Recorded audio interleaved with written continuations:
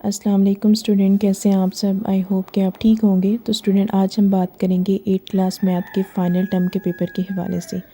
तो स्टार्ट करते हैं अपनी वीडियो को स्टार्ट करने से पहले स्टूडेंट चैनल को सब्सक्राइब कर दें, साथ ही बेल आइकन को प्रेस कर दें ताकि एग्ज़ाम और रिज़ल्ट से रिलेटेड जो भी न्यू अपडेट आती है उसका इंशाल्लाह सबसे पहले आपको नोटिफिकेशन मिल जाए। तो जी स्टूडेंट, स्टार्ट करते हैं अपनी वीडियो। जैसा कि आपको स्क्रीन पे फाइनल टर्म की MCQs जो थे वो नज़र आ रहे हैं। स्टूडेंट, फर्स्ट का जो करेक्ट ऑप्शन है वो है ए। इसी तरीके से सेकंड का बी स्टूडेंट यहाँ पे करेक्ट है। थर्ड का स्टूडेंट आपने यहाँ पे इसको राउंड ऑफ करना है MCQs को 2 डेसिमल्स तक। आपने इस MCQs में, थर्ड वाले MCQs में आपने राउंड ऑफ करना है। तो इसका स्टूडेंट यहाँ पे जो करेक्ट ऑप्शन है यहाँ पे स्टूडेंट वो है ये। इसी तरीके से स्टूडेंट जो MCQs नंबर 4 है, यहाँ पे स्टूडेंट आपने इसका जज़र लेना है, मींस आपने इसका रेडिकल यहाँ पे निकालना है। आपको वैल्यू दी गई है, आपने इसका अंडर रूट यहाँ पे फाइंड आउट करना है। तो स्टूडेंट 4 ऑप्शन हैं यहाँ पे, इसमें से जो करेक्ट ऑप्शन यहाँ पे है वो है बी। इसके बाद स्टूडेंट जो MCQs नंबर 5 है स्टूडेंट, इसका आपने यहाँ पे करेक्ट ऑप्शन देखना है। अगेन से आपने यहाँ पे जज़र लेना है।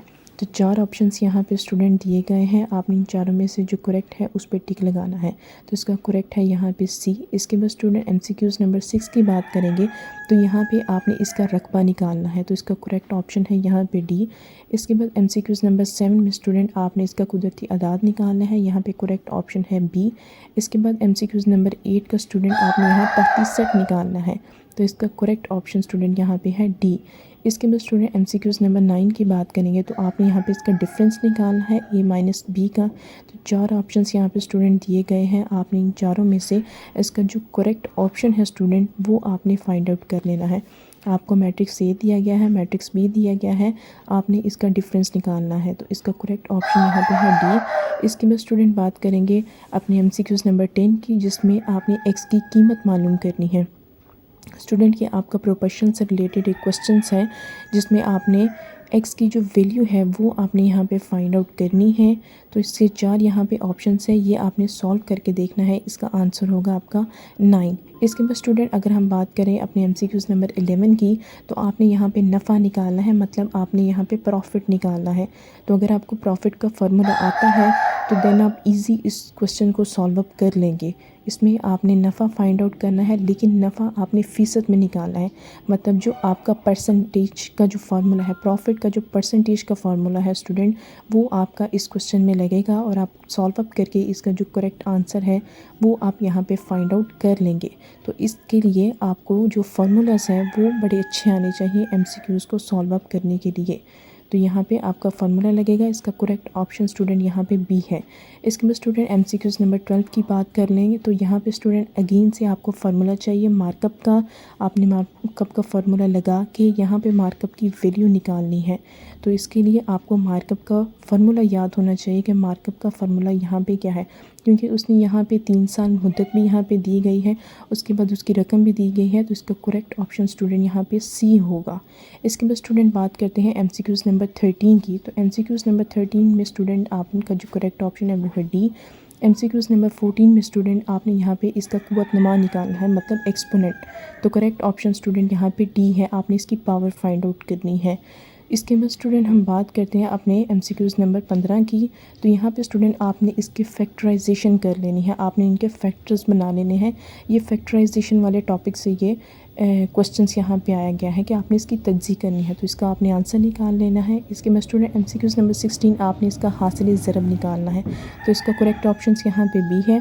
MCQs नंबर 17 की बात करें स्टूडेंट, आपने यहाँ पे इसका जो करेक्ट ऑप्शंस हैं वो आपके पास यहाँ पे ABCD में से देखना है कि कौन सा करेक्ट है। तो यहाँ पे इसका करेक्ट है ए। इसके बाद बात करते हैं MCQs नंबर 18 की। तो स्टूडेंट यहाँ पे भी आपने इसका हल निकालना है।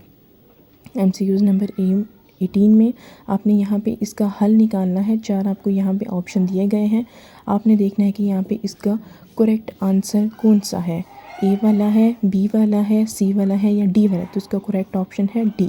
इसके बाद 19 की बात करेंगे स्टूडेंट, आपका एक मसावात से रिलेटेड, मतलब इक्वेशन से रिलेटेड क्वेश्चन है। वाई की कीमत आपने निकालनी है यहाँ पे। तो इसका करेक्ट ऑप्शन स्टूडेंट इन चारों में से आपने देखना है कौन सा है, तो डी यहाँ पे इसका करेक्ट ऑप्शन है। इसके बाद अपने 20 वाले MCQs की बात करेंगे तो 20 वाले MCQs में आपका अगेन से एक इक्वेशन से रिलेटेड है जो कि आपने यहाँ पे सॉल्व अप करना है, जिसमें 2x - 4y = 1 आपको दिया गया। आपने इसकी स्लोप ड्रा करनी है। तो स्टूडेंट इसका करेक्ट ऑप्शन आपने देख लेना है। इसके बाद 21 वाला का जो करेक्ट ऑप्शन स्टूडेंट आपने यहाँ पे देखना है, वो 4 ऑप्शंस दिए गए हैं। आपने इन चारों में से जो करेक्ट है वो फाइंड आउट करना है। तो इन चारों में से स्टूडेंट आपका जो करेक्ट ऑप्शंस हैं वो आपने देखना है कि ए है, बी है, सी है या डी है। तो बी यहाँ पे इसका करेक्ट ऑप्शन है। इसके बाद स्टूडेंट आपको एक ट्रायंगल यहाँ पे दी गई है, मसलस दी गई है। आपने एक्स की कीमत यहाँ से फाइंड आउट करनी है। तो 4 अगेन यहाँ पे ऑप्शन है, तो बी इसका स्टूडेंट करेक्ट ऑप्शन है यहाँ पे 22 MCQs का। इसके बाद 23 का स्टूडेंट ए है करेक्ट ऑप्शन। इसी तरीके से 24 का स्टूडेंट यहाँ पे डी यहाँ पे करेक्ट ऑप्शन होगा, जो कि आपने टिक कर देना है। इसके बाद MCQs नंबर 25 का स्टूडेंट आपका अमूदी हद की मसावात आपने बतानी है, मतलब ये इक्वेशन से रिलेटेड चैप्टर है। इसका करेक्ट ऑप्शन स्टूडेंट यहाँ पे ए है। इसी तरीके से 26 वाले का आपने करेक्ट ऑप्शंस देख लेना है।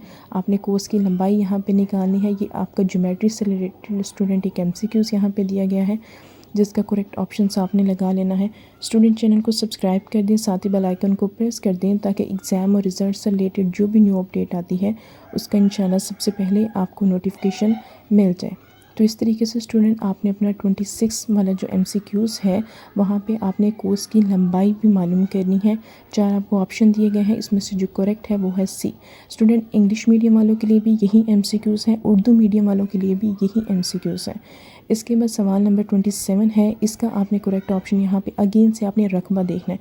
तो स्टूडेंट आपको एरिया का फार्मूला याद होने चाहिए। आपकी बुक में जितने भी इंपॉर्टेंस फार्मूले हैं वो स्टूडेंट आपको मस्ट याद होने चाहिए। वो आपके MCQs के पॉइंट ऑफ व्यू से भी इम्पॉर्टेंट है और आपके शॉर्ट क्वेश्चंस के हवाले से भी इम्पॉर्टेंट है। उसके बाद स्टूडेंट आपका 28 वाले का डी, इसी तरीके से 29 का ए, 30 का स्टूडेंट आपका यहाँ पे जो करेक्ट ऑप्शन है आपने यहाँ पे इसका इंटरसेक्शन फाइंड करना है। तो ये तो स्टूडेंट के लिए बहुत आसान है, क्योंकि इंटरसेक्शन तो हर स्टूडेंट को आता है फाइंड आउट करना।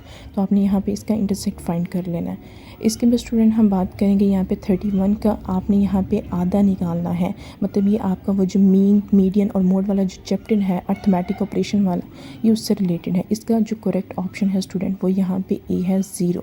इसके बाद स्टूडेंट MCQs नंबर आपके पास 32 है। इसका करेक्ट ऑप्शंस यहाँ पे देख लेते हैं। तो आपने वो फाइंड आउट कर लेना है कि एक लड़की को मुंतखब होगी। यहाँ पे एक क्वेश्चन है आपका थोड़ा सा स्टेटमेंट टाइप, आपने उसको देख लेना है।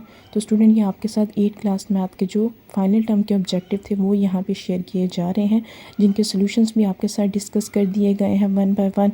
इंशाल्लाह मिलते हैं अपनी नेक्स्ट वीडियो में, तब तक के लिए अल्लाह हाफिज़।